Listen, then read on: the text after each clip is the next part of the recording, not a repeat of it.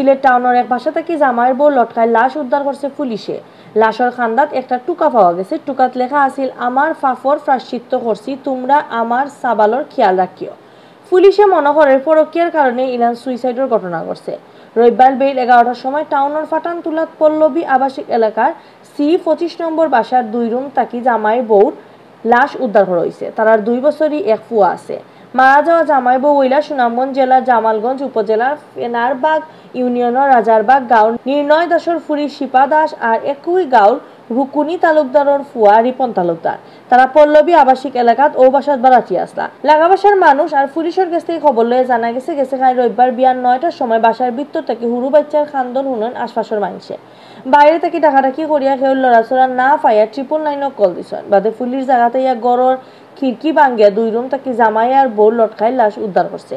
জালালাবাদ থানার ওসি নাজমুল হুদা খানে কইছেন, বেল 11টার সময় তারা খবর পাইয়া গিয়া লাশ উদ্ধার করছে, কিন্তু ঠিক কি তার লাগি ঘটনা ঘটছে একটু এখনো নিশ্চিত হওয়া গেছে না। এর বাদেও তারা মনে করা পারিবারিক সমস্যার কারণে ইলান হইতে পারে।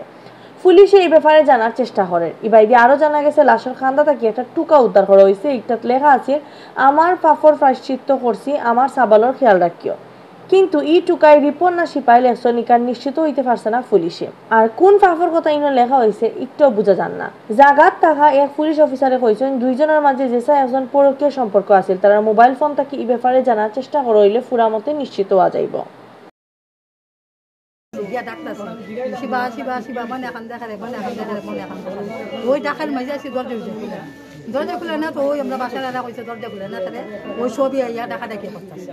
তখন বুঝছো অনেক সময় ডাকা ডাকি আমরা তখন তো দরজা খুলে চলে না। পিছনে গেছি গিয়ে দেখি 4 জানান টন্ডা লাগাই মনোরঞ্জন বাচ্চারা কান্দাকাটি শূন্য ডাকাডাকি করছি, করার পরে যা কোনো জবাব পাইছি না বা ভাবতে মনে হয় যে পুলিশের ফোন দেওয়া হয়েছে।